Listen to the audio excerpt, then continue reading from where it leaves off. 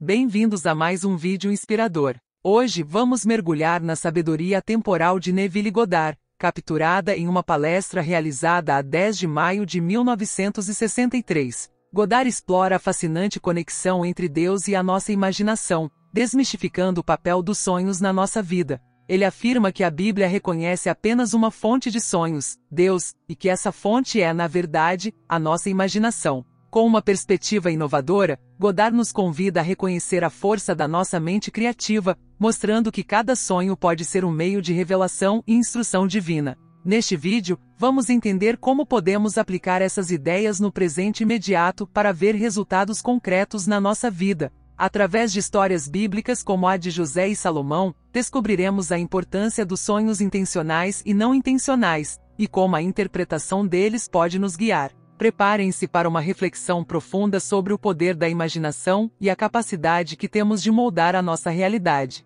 Vamos começar.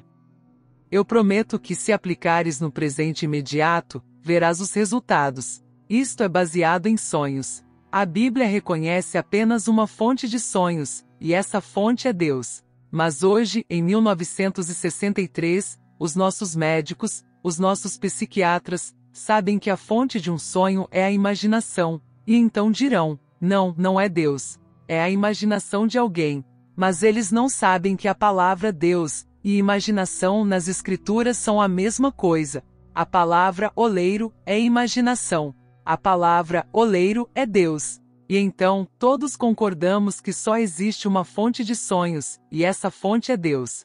Mas se mudar o nome ajuda, eu sou totalmente a favor, e dizer que é imaginação humana, bem, sou totalmente a favor disso. Ao identificar Deus com a imaginação humana, fechamos a lacuna entre Deus e o homem, e então partimos daí. A Bíblia está repleta do segredo do sonho e diz-nos que Deus fala ao homem por meio de um sonho e revela-se ao homem numa visão. Agora, existem sonhos intencionais e sonhos não intencionais. A maioria de nós tem sonhos não intencionais. Vamos dormir e sonhamos. Muitos de nós não nos lembramos do sonho.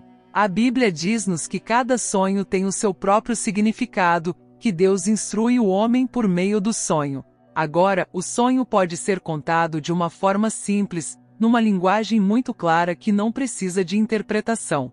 Mas muitas vezes, o sonho vem na forma de simbolismo, simbólico, e aí precisa do verdadeiro intérprete do sonho. O primeiro grande intérprete de sonhos na Bíblia foi José. Ele passou de escravo a segundo no comando de toda a terra do Egito graças à habilidade de interpretar sonhos. Ele interpretou os sonhos do faraó, e porque deu a verdadeira interpretação, subiu ao poder sob o faraó. Foi por causa de um sonho que ele foi vendido como escravo, devido ao ciúme dos seus irmãos, pois viu o sol e a lua e 11 estrelas a curvarem-se diante dele. O pai repreendeu-o e disse-lhe, queres dizer que eu, a tua mãe e os teus irmãos nos curvaremos diante de ti? Ele viu o seu feixe subir até a altura máxima, e todos os outros feixes curvarem-se diante dele. E vocês conhecem a história, acho que todos conhecem a história de José, como ele foi vendido como escravo porque era o sonhador. Eis que este sonhador vem. Ele não só tinha os sonhos, mas também podia interpretá-los. Aqui, encontramos na Bíblia não apenas esses sonhos involuntários, pois não planeamos tê-los. E Deus profetizou através de sonhos os 7 anos de abundância e os 7 anos de fome, e aconteceu exatamente como ele disse que aconteceria. Mas há um sonho que foi intencional, e que lemos no primeiro livro dos Reis, capítulo 3, e depois o mesmo tipo de sonho no primeiro capítulo do segundo livro de Crônicas. E este é o sonho que foi induzido por Salomão. Salomão subiu ao monte alto chamado Gibeão. Era um lugar sagrado, pois os reis falavam na sinagoga e no templo ou em algum local sagrado, conforme o consideravam, na esperança de que de alguma forma estranha, induzissem alguma comunicação entre Deus e eles próprios. Então, Salomão subiu com o propósito de induzir um sonho em que Deus se revelasse a ele. E então Deus apareceu e disse-lhe, pede-me o que quiseres. Ele pediu uma mente compreensiva para poder governar o seu povo, mais numeroso que o pó da terra. E então disse ele, e esta é a sua oração. Ó Senhor Deus, cumpre-se hoje a tua promessa a Davi meu pai. Isto era o que ele queria acima de todas as coisas neste mundo, que a tua promessa a Davi, meu pai, seja agora cumprida, neste exato momento. E então Deus disse-lhe: como não pediste uma vida longa, riquezas ou a vida dos teus inimigos, eu conceder-te-ei todas essas vantagens. Agora, a promessa que Deus fez a Davi foi a de gerar, de Davi, um filho que seria filho de Deus, e que Deus seria o seu pai. O filho a ser gerado por Davi viria depois da morte de Davi. Quando os teus dias se cumprirem e te deitares com os teus pais, levantarei depois de ti o teu filho, que sairá do teu corpo. Eu serei seu pai, e ele será meu filho. 2 Samuel 7:12. Portanto, Salomão está a pedir o cumprimento dessa promessa. Quando se lê isso superficialmente, Salomão parece ser o seu filho. Não, Salomão é um estado de consciência. Todas essas personagens são estados de consciência, e atinges um determinado estado quando acreditas na revelação de Deus. É verdade que quando Davi morrer, do corpo de Davi, de um corpo morto, sairá um filho que será filho de Deus e Deus será o seu pai? Se isso for verdade, Senhor, esta é a minha oração. Ó Senhor, cumpre a tua promessa a Davi, meu pai. Davi é o meu pai? Sim, eu sou um homem, tu és um homem, Davi é a humanidade.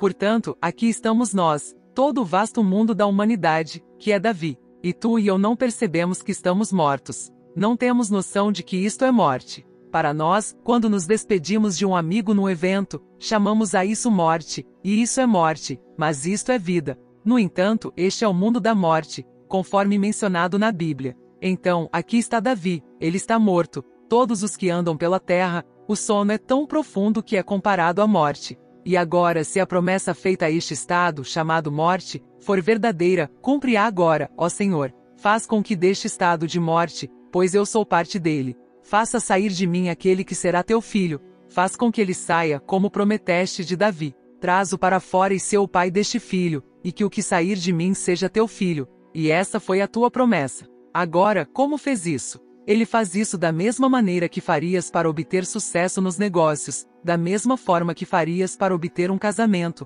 ou qualquer outra coisa neste mundo. É a mesma coisa, pois essa é a promessa de Deus. O sonho intencional pode ser realizado da mesma forma que o sonho não intencional, que ele usa para nos revelar o seu segredo. Agora, nesse livro, ele faz esta declaração: o sonho foi duplicado. José interpretou o sonho do faraó e disse ao faraó: a duplicação do teu sonho. Faraó, isso significa que a coisa foi determinada por Deus, e Deus em breve a realizará. Gênesis 41, 2.32. Se o sonho foi duplicado, então está fixado, e ninguém o vai mudar. Se o sonho foi duplicado, então está determinado. Ele teve um sonho em que estava ao lado do Nilo, e do Nilo saíram 7 vacas gordas, fortes e saudáveis. Depois do mesmo rio, o grande Nilo, saíram 7 criaturas magras, emaciadas e de aparência horrível, nunca antes vistas na terra do Egito. Elas devoraram as 7 vacas gordas, e no entanto, depois de devorarem as 7 vacas gordas, não parecia que tivessem ganho peso. Continuavam tão magras como antes. Depois veio um caule, e nesse caule, surgiram 7 espigas. Logo a seguir vieram outras 7 espigas horríveis. As primeiras 7 eram gordas e lindas, mas as magras devoraram as gordas. E mesmo depois de comerem todas as espigas gordas, elas não aumentaram de peso. José então interpretou o sonho. No 41º capítulo de Gênesis, ele faz a declaração: quando o sonho é duplicado, pois ele teve um segundo sonho com o mesmo simbolismo. Sempre que o sonho é duplicado, Deus fixou a coisa, não haverá alteração, não se pode mudar, e em breve acontecerá se o sonho for duplicado. Bem, agora, deixa-me partilhar contigo o meu sonho duplo. Já o contei antes, e talvez todos aqui presentes já o tenham ouvido. Bem, esta é a técnica através da qual podes induzir um sonho e torná-lo algo intencional. Foi há um ano, no Natal passado, quando me encontrei numa mansão. Havia 3 gerações presentes, mas uma delas era invisível. O invisível dominava o estado visível. Chamavam-lhe o avô. Eles estavam a contar a história do avô. O avô ficava num terreno baldio e dizia: lembro-me de quando isto era um terreno baldio. E depois pintava uma imagem desta área de forma tão vívida que as pessoas a viam como algo objetivo diante dos olhos da sua mente. Ele desenhava um quadro do seu desejo para aquele terreno, e todos viam. Acordei, a coisa era tão vívida, tão surpreendente. Era um pouco mais de 3 da manhã quando acordei. Fui para minha sala de estar e escrevi tudo detalhadamente numa longa página amarela, exatamente como me foi mostrado na visão. Voltei para a cama, pensando que ainda era cedo, e voltei a sonhar o mesmo sonho. Este é agora o sonho duplo. Está fixado, não se pode mudar. Sonhei novamente com uma ligeira alteração. Em vez de ouvi-los contar a história do avô, eu era o avô. Tinha absorvido tão completamente a mensagem do avô que então lhes disse, enquanto estava num terreno baldio, lembro-me de quando isto era um terreno baldio. Então, eu pintaria um quadro do meu desejo para aquele terreno, e desenhá-lo-ia de forma tão vívida que todos o viriam. E esse foi o segredo de Deus para mim. Vai e conta ao mundo. No final, o fim é onde começamos. Começamos sempre no fim. Deus leva-te até ao fim, a promessa final de Deus. Agora farei sair do teu corpo, depois que morreres, pois, quando os teus dias forem cumpridos e te deitares com os teus pais, levantarei depois de ti um filho que sairá do teu corpo. Eu serei seu pai e ele será meu filho. Agora, ó Senhor Deus, que a tua promessa feita a Davi, meu pai, seja agora cumprida. Esse foi o seu pedido. Bem, se esse foi o seu pedido, o que faria ele? Pois Deus revelou-me o que devo fazer se quiser uma casa. Não tenho meios para comprar a casa. Ele não me pergunta sobre os meios. Não tenho as qualificações para viver nesse bairro. Ele não pede isso. Eu não tenho isso. Ele não me pergunta isso. Ele simplesmente me diz o que fazer. Bem, o que faço eu? Estás no terreno baldio e vês a cena como haveria se fosse verdade, que ele realizou o sonho do teu futuro, mas tem de ser agora. Então vou para o fim, e pensando no fim, vejo-o como veria se fosse verdade. E viver nesse estado, este é agora o sonho intencional, e eu chamo-lhe o sonho de incubação. Eu incubo. Estás num terreno baldio, vazio de qualquer coisa, sem qualquer qualificação no mundo, e estando lá, pintas mentalmente a tua imagem verbal, e vês o teu desejo surgir para a tua própria satisfação. Fizeste isso. Isso foi tudo que Deus me disse para fazer, e então ele repetiu. Então, neste versículo 32 do capítulo 41 de Gênesis, ele diz, sempre que o sonho for duplicado, se for duplicado. É a coisa que Deus fixou e em breve acontecerá, se for duplicado. Bem, naquela noite foi duplicado. Acordei um pouco depois das 3, escrevi tudo detalhadamente, voltei para a cama e sonhei novamente o mesmo sonho. Aqui está o sonho duplo. Mas absorvi tão completamente a mensagem que agora estou a contá-la. A toda a gente que me ouve, estou a dizer-lhes isto. Sabes o que queres? Sabes realmente o que queres neste mundo, mas não o tens. Portanto, está vazio, não está? Isso não existe. Bem, é isso que eu faria se fosse tu. O terreno está vazio, o espaço está vago. Fica de pé agora mesmo. Não estás casado, não é? Sabes que não estás casado e feliz? Tudo bem, se estivesses, o mundo ver-te-ia dessa forma? Sim. Bem, o espaço está vazio porque não estás dessa maneira.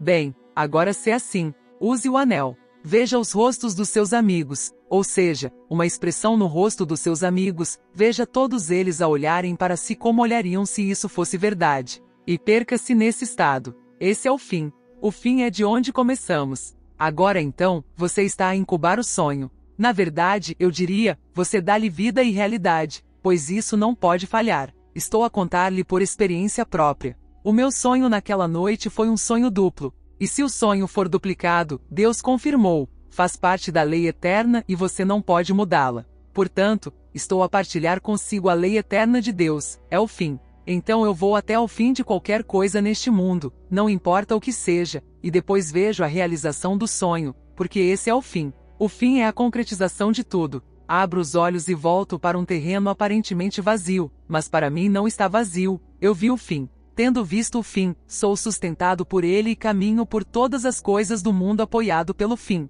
Eu vi, ainda estou a ver, e continuo a ver até que aquilo que vejo e vivo se realize perfeitamente no mundo. Esta é a história do sonho. Mas pedimos o sonho mais grandioso. Como muitos de vocês me disseram, Neville, eu daria qualquer coisa neste mundo, e você deveria dar tudo no mundo, não apenas qualquer coisa, mas tudo, para o cumprimento da promessa de Deus ao homem. Quando você morrer, e isso é a morte, e entrar nela, eu ressuscitarei de si, do seu cadáver, o meu filho. Ele sairá do seu corpo, mas é meu filho, eu serei o pai dele. Consegue imaginar algo que o homem mais sábio que já existiu desejasse mais do que isso? Bem, Salomão foi chamado o mais sábio de todos os homens. Esse foi o seu pedido exemplar. E quando ele se apresentou perante Deus e Deus disse, pede-me o que quiseres, qualquer coisa, esse foi o seu pedido. Ó Senhor Deus, ó Jeová Elohim, que a tua promessa a David, meu pai, seja agora cumprida, isso é o que eu quero. Não é um homem chamado Salomão, é o estado de consciência que o homem atinge quando deseja realmente isso mais do que qualquer outra coisa no mundo. Quando ele quer isso mais do que qualquer coisa no mundo, ele é Salomão. Ele está nesse ponto, naquele estado de consciência, em que está profundamente focado na sua alma, pedindo, em vez de pedir uma extensão da vida neste mundo de morte. Ele não pediu uma vida longa. Ele não pediu riquezas. Ele não pediu a morte dos seus inimigos. Todas essas coisas foram lhe dadas, mas ele não as pediu. Ele pediu o desejo que consumia o seu coração, e esse foi o cumprimento da promessa de Deus a David, seu pai. E a humanidade é David, este é o Filho de Deus. E deste Filho, ele traz um Filho real, o Espírito que é um com o Pai. Porque Deus é Espírito, e aqueles que o adoram, adoram-no em espírito e em verdade. Então, ele retira deste corpo em decomposição e moribundo aquilo que não pode morrer, o seu eu imortal. Ele traz isso à tona e a você, e você é um com Deus. E então você vê o símbolo da criança, provando que ele se entregou a si, porque ele toma todo o vasto mundo da humanidade e coloca-o num único filho,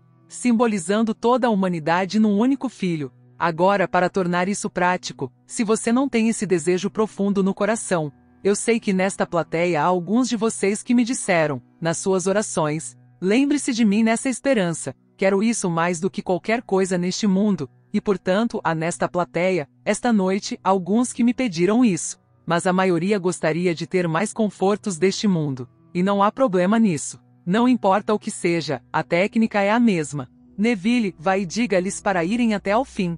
Vá até ao fim. Qual seria o fim se agora você fosse o homem que quer ser, agora a mulher que quer ser? Como veria o mundo? Esse é o fim. Então, agora, veja-o exatamente como veria se fosse verdade. E isso é sonhar intencionalmente. Num dos meus livros, chamo a isso pensar a partir do fim em vez de pensar no fim. Quando penso a partir do fim, estou nele, e todo o vasto mundo reflete esse fim. Se estou a pensar no fim, onde estou eu quando penso nele? Pois onde estou é o que vou ressuscitar, o que estou a realizar. Assim o estado chamado Salomão coloca-se no fim, onde Deus lhe concedeu a promessa feita ao seu pai David. Assim, todos entram no estado chamado Salomão, e lá ele traz à tona a promessa de Deus. Em algum momento ao longo do caminho, todos terão de entrar nesse estado. Poderia muito bem entrar nesse estado esta noite, porque em algum lugar, você vê ali as colinas, o gergelim era gergelim, o milho era milho, o silêncio e a escuridão sabiam. Assim nasce o destino de um homem. Está a dizer-me que o meu destino nasce dessa maneira? Sim. E o silêncio e a escuridão sabiam disso? Sim. Bem, agora vou pegar no silêncio e na escuridão e manipulá-los, ninguém sabe disso. E vou como Salomão, permanecerei no silêncio e na escuridão, e pedirei, no fundo da minha alma, que me seja concedida a promessa feita ao meu pai David. Pois a maturidade chega ao indivíduo quando este se torna o pai do seu próprio pai. Aqui está David, todo o vasto mundo do homem, e então, de repente, dele surge algo que é filho de Deus. E o filho de Deus transforma-se porque ele é um com o seu pai. E o que acham do Cristo? De quem é filho? Eles, sem saber, disseram, ora de David, filho de David. Então por que David, em espírito, o chama de Senhor? Porque ele o chamou de meu pai. Se ele o chama de meu pai, como pode ele ser filho de David? E ninguém lhe fez outra pergunta. Mateus 22,42. Aquele que é filho de David torna-se pai de David. É aí que a maturidade chega ao homem. Então, esta noite, se eu pudesse ajudá-lo a construir essa imagem, imagine que poderia contar-me amanhã o que aconteceu consigo. Imagine. Esse é o fim. Poderia contar-me depois do evento, não poderia? Não pode contar-me antes do evento. Isso é apenas uma esperança. Então ele está a pedir, conceda-me esta noite, agora, a promessa que fizeste ao meu pai David. Faz isso agora. Bem, agora, se isso acontecesse consigo esta noite, quando nos encontrarmos na próxima terça-feira, ou no intervalo, ou depois, a primeira coisa que me diria seria que isso aconteceu consigo. Não me dirias que o viste e que ele te chamou de Adonai, chamou-te de meu pai, meu Senhor, a rocha da minha salvação. Mal podias esperar para me contar. Não irias esperar até terça-feira, ligarias-me amanhã no teu telefone. Procurarias uma audiência imediatamente. Quer eu tivesse 1000 pessoas para ver ou não, não conseguirias conter-te. Bem, como seria o sentimento se isso fosse verdade? Pois bem, faz isso. Foi exatamente isso que Salomão, o estado chamado Salomão, fez. Por outras palavras, foi um sonho intencional, não acidental. Nos sonhos não intencionais, ele fala comigo todas as noites. Todos somos mestres em interpretar mal os sonhos quando são simbólicos. Se for uma declaração simples e direta, como quando eu estava no exército e pedi a minha dispensa honrosa, foi uma declaração clara, sem confusão. A voz falou comigo numa linguagem clara e direta que ninguém precisou interpretar para mim. O que fiz, fiz. Não faças nada. E depois ele acrescentou, mostrando-me os meus documentos de dispensa, onde a mão escreveu o aprovado, quando, horas antes, tinha escrito o reprovado. Portanto, aqui no meu pedido de dispensa, o coronel escreveu o reprovado. Nessa noite, numa simples mensagem direta, sem necessidade de qualquer interpretação, o mesmo pedido apareceu diante dos meus olhos, às 4 da manhã, e uma mão, daqui para baixo, riscou a palavra reprovado e escreveu o aprovado. Bem, para deixar tudo muito simples e claro, a voz falou comigo e disse, o que fiz, fiz. Não faças nada. Acordei, eram 4 horas, não fiz nada. E a mesma pessoa que tinha reprovado o pedido foi quem o aprovou 9 dias depois. Isso é comunicação direta. É simples. Mas quando se trata de algo simbólico, como por exemplo o porquinho, onde de repente me encontrei num sonho, numa enorme área onde todas as plantas estavam expostas e era hora de fechar, vi um porquinho. Sendo misericordioso no momento, peguei no porquinho e tentei dar-lhe alguma comida e proteção. Fiz o melhor que pude com todas as folhas, arbustos e coisas ao redor, todas as flores. Achei que pelo menos, se ele não quisesse como alimento, se ficasse com fome suficiente, acabaria por comê-las. Peguei nas flores e folhas e coloquei o porquinho numa mesa com cerca de 1,5 metros de altura. Depois, a cena mudou e estou num enorme supermercado. No supermercado, com tudo exposto, olho para baixo e vejo o porco. Não era um porquinho, como tinha encontrado momentos antes. Agora era um porco alto e esguio, muito magro e alto. Ou seja, tinha crescido nesse intervalo, mas não estava bem alimentado. Sabia que deveria ter sido melhor alimentado e comecei a preparar uma refeição. O meu irmão Vitor disse, o que estás a fazer? Eu disse, vou alimentar o meu porco. Então, ele pegou um molho branco grosso e adicionou à minha refeição, e eu comecei a misturá-lo porque pensei que isso lhe daria mais substância. Muito melhor do que uma simples refeição com água. Depois pedi à minha filha para ir buscar alguns biscoitos. Ela disse, o que vou usar como dinheiro, papá? Eu disse, tudo isto nos pertence. Não precisas de dinheiro aqui, tudo é nosso, é só ir e pegar. Então havia uma enorme pirâmide, e ela tirou da base da pirâmide um pacote de biscoitos, deslocando o equilíbrio e tudo desmoronou, revelando uma pequena vela de cerca de 10 ou 12 centímetros de altura, e a vela estava acesa. Eu disse-lhe, esta é a minha vela, nunca mais deverá ser coberta na eternidade. Agora está acesa e ficará acesa para sempre. As palavras de Job e as palavras de Provérbios passaram rapidamente pela minha cabeça.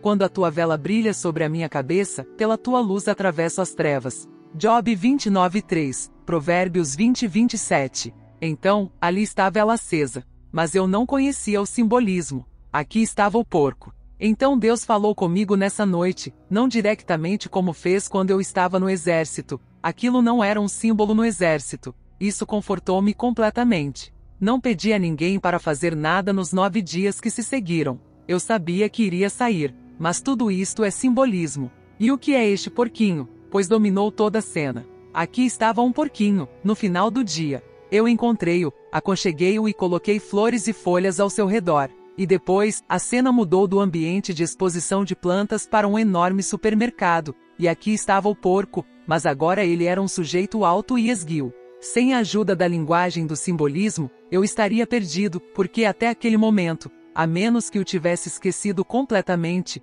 nunca associei Cristo a um porco. Um cordeiro, sim. Sempre pensei num cordeirinho. Ele é o cordeiro sacrificial, o cordeiro pascal. Já tinha ouvido falar de outras coisas, mas nunca disto. Do peixe, sim. Pode-se fazer um acróstico e soletrar a palavra Cristo, e trata-se de peixes. E então sim, mas nunca um porco. E na linguagem do simbolismo, em todo o mundo, é uma linguagem universal. Em todas as terras do mundo, o porquinho sempre foi o símbolo do Salvador e do Redentor do mundo. Bem, eu encontrei-o. Eu encontrei este porquinho quando descobri a criatividade da minha imaginação. Então, imaginei um determinado estado, perdi-me nele e com o tempo, ele tornou-se um facto. Ele pegou em todas as coisas do mundo e moldou-as para produzir o que eu estava imaginando. Então eu encontrei-o. Mas no intervalo entre a descoberta de que Cristo era a minha própria e maravilhosa imaginação humana e aquele momento, eu havia deixado de alimentá-lo adequadamente. Eu tinha visto tantas oportunidades no mundo para fazer uma ação de amor mentalmente, não fisicamente. Não há necessidade de ir ao banco e preencher um cheque para cuidar de alguém que está angustiado. Ele não está a pedir isso. Ele pediu que eu simplesmente usasse a minha imaginação. E eu tinha visto a necessidade e não fiz isso, portanto não estava a alimentar o porco adequadamente. Ele me disse exatamente o que fazer. Agora que me tens, alimenta as minhas ovelhas. Estas são todas as minhas ovelhas. Encontrei-me? Sim, nós sabemos. Eu encontrei-te, Senhor. Bem, alimenta os meus cordeiros. Sabes que eu alimento os teus cordeiros. Amas-me, Pedro? Sim, Senhor. Pois bem, alimenta as minhas ovelhas. Sabes que eu te amo, Senhor. E 3 vezes ele volta porque pensa que o ama. Porque ainda, condicionados como estamos, pensamos num outro Cristo externo. Criado como fui na fé cristã, foi a coisa mais difícil do mundo deixar de pensar num Cristo externo, em algo que veio de fora e que pertencia às páginas da história. Eu encontrei-o em mim mesmo como a minha maravilhosa imaginação humana, mas, porque fui condicionado como fui, criado no ambiente em que fui criado, automaticamente a mente salta de volta para um Cristo histórico, não para o Cristo vivo que caminha conosco como a nossa maravilhosa imaginação humana. Assim, no intervalo da descoberta de Cristo e no intervalo seguinte, perdi tantas oportunidades. Então ele era alto e esguio. Ele viveu bem, pois Cristo é o Cristo vivo, mas não era farto o suficiente. Ele não estava bem alimentado o suficiente. Nesse intervalo, eu deveria ter exercitado a minha imaginação amorosamente inúmeras vezes. Cada vez que fazia isso, eu o alimentava, e quando não fiz, negligenciei-o. Ele estava com fome e eu não lhe dei nada. Ele precisava de abrigo e eu não lhe dei nada. Ele precisava de algo, algum conforto, eu não dei nada a ele. E no entanto, cada momento era uma oportunidade para o alimentar e torná-lo um adorável, grande e maravilhoso porco cevado. Agora eu sei que a própria palavra ofende as pessoas, dizer que Cristo é simbolizado como um porco. Mas isso é universal. Em todo o mundo, o porco sempre simbolizou o Salvador do mundo. Aqui, temos hoje centenas de milhões de pessoas neste mundo que não comem porco. Isso tudo é um símbolo. Eles não terão parte de Cristo, então não tocarão no porco, não tocarão na carne de porco. Há 400 milhões de muçulmanos que não tocam no porco, é o animal impuro. Eles não terão nada a ver com o conceito de Cristo. E aqui está o Salvador do mundo, eles não vão tocar nisso. E ainda assim, não é o porco. Meu velho amigo Abdullah nasceu na Etiópia. Ele nasceu da raça negra, da fé hebraica. Ele era vegetariano estrito por outras razões, porque isso não faz parte da fé hebraica. Mas ele nunca em sua vida tocou em carne de porco, nunca, de nenhuma forma. Uma noite, Deus falou com ele, como falou comigo, e disse-lhe: se não comes a comida que eles colocam diante de ti, por que esperas que eles comam a comida que tu colocas diante deles? Ele estava a ensinar. Ele ia a um lugar e preparavam comida física especial, sabendo que ele não comia carne de porco. Então, esforçavam-se para preparar coisas que achavam que ele, um judeu ortodoxo e vegetariano, comeria. Ele era vegetariano estrito há mais de 40 anos. Então, após a visão, ele foi convidado para um banquete do qual foi o convidado de honra. E o que achas que eles serviram naquela noite? Eles fizeram isso não para magoá-lo, não como brincadeira, simplesmente fizeram isso e acharam que era a coisa mais maravilhosa do mundo. E ele cresceu como vegetariano estrito e nunca na vida comeu carne de porco. Quando trouxeram esta mesa fabulosa e o convidado de honra foi conduzido para esta sala de jantar, ali estava um lindo leitão, com uma batata doce na boca, lindamente assado. Ele quebrou a sua dieta com carne de porco. Há mais de 40 anos que ele não comia qualquer tipo de carne, nenhuma carne de porco. E depois a visão de Deus começa: se não comes a comida deles, por que esperas que eles comam a tua? Portanto, ele estava a ensinar esse princípio, conforme o entendia por meio de revelação, mas mesmo assim se restringia. Vês agora porque um Salvador vem ao mundo e é chamado de glutão. Ele é chamado de bebedor de vinho, bêbado. Ele não tem tabu. Ele come tudo que o homem põe diante dele, porque se ele comer o que o homem lhe dá e serve, eles então comerão a sua comida. E assim no livro de Atos Pedro disse, não posso comer carne de coisas impuras. Depois vem a visão e um lençol desce do céu, sobre ele havia todo tipo de comida, e a voz das profundezas da sua alma fala, o que eu purifiquei, mata e come. Nada é impuro em toda a minha montanha sagrada, come. Se comer tudo, é tudo meu, eu fiz tudo, bem, então poderás contar a minha história, e eles comerão a comida que tu lhes deres, se tu, por sua vez, comeres a comida que eles são capazes de te dar. Essa foi a história, Atos 10:14. Assim, quando conheci AB, eu era vegetariano estrito e já o era há 7 anos. Quando vi o jantar que ele preparou pela primeira vez e me convidou para sentar com ele, eu não quis sentar,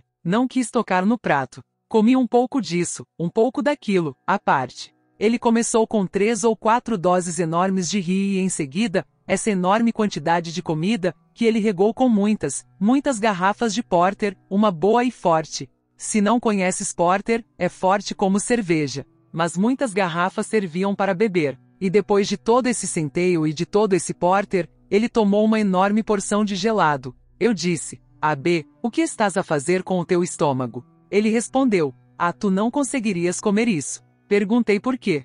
Porque tu tens resistência. Isso envenenaria-te. E assim, não envenenou o AB a última vez que vi AB. Ele tinha mais de 100 anos. Disseram-me que ele voltou para a Etiópia para deixar a roupa que tinha trazido de lá 100 anos antes. Portanto, esta foi a sua história. Assim, digo-vos que ele fala conosco através de um sonho, através de uma visão. Ele mostrou-me de forma tão vívida, repetindo a visão numa noite, que devo ir até ao fim. Disse para ir até ao fim de qualquer coisa e pintar o fim como ele seria visto pelo mundo, se fosse verdade. Queres ser um empresário bem-sucedido? Queres mesmo ser um grande artista? Queres mesmo ser? O mundo veria se fosses um grande artista? O mundo saberia de ti se fosses um grande sucesso no teu campo escolhido? Vai até ao fim e deixa que todo o vasto mundo veja isso, ou aquela parte do mundo que veria se fosse verdade. Não treme, vai até ao fim, permanece no fim e vê o fim. Então, ao vê-lo, sente a emoção que é tua porque é verdadeira. Pinta-o como o avô fez. Quando abrires os olhos, aparentemente estarás de volta aqui, e o terreno ainda estará vazio. Esqueceste-te disso. Preparaste o fim, e o fim é de onde começamos. No meu fim está o meu começo. Então, vou até ao fim e começo no fim. Assim, de uma forma que não conheço e não preciso conceber conscientemente, atravesso uma ponte de incidentes, uma série de eventos que me leva de onde estou agora. Neste momento, a realização do fim que imaginei e tornei real no meu mundo. Portanto, essa é a história do sonho. Então tudo começa com um sonho. Ele conta-nos no 2º capítulo do livro do Gênesis, e fez cair um sono profundo sobre o homem, e ele dormiu. Versículo 21.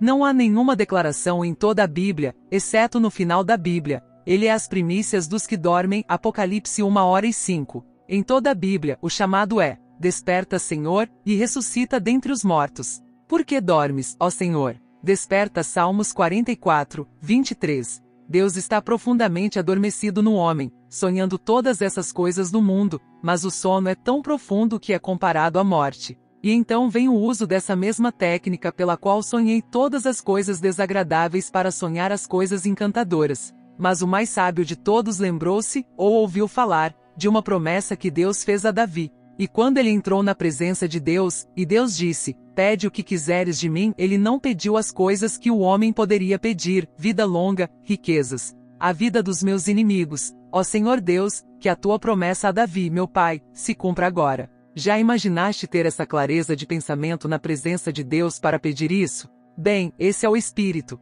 Então, como seria o mundo para ti? Bem, esquece, porque o mundo para mim é o mesmo mundo, mas eu não sou o mesmo para mim mesmo. Assim, não poderias guardar isso para ti, assim como eu não posso. Eu partilhei com todas as pessoas que conheci, então tu também partilharás. Então, com quem partilharias isso amanhã se acontecesse hoje à noite? Bem, então esta noite na tua mente, deixa que esse seja o teu pedido. Se isso não acontecer esta noite, pelo menos incubaste o sonho. Aceitaste. Ouviste até o ponto em que estás disposto a pedir isso mais do que qualquer outra coisa no mundo. E então incubas o sonho. E porque todas as visões têm a sua própria hora marcada, e todas estão a amadurecer e todas florescerão, isso, o sonho, vai amadurecer e florescer. E quando menos esperas, Sempre vem como um ladrão no meio da noite de repente, e então renasceste do alto e Davi está diante de ti. O templo está dividido em dois e nunca mais serás o mesmo. Entras no céu.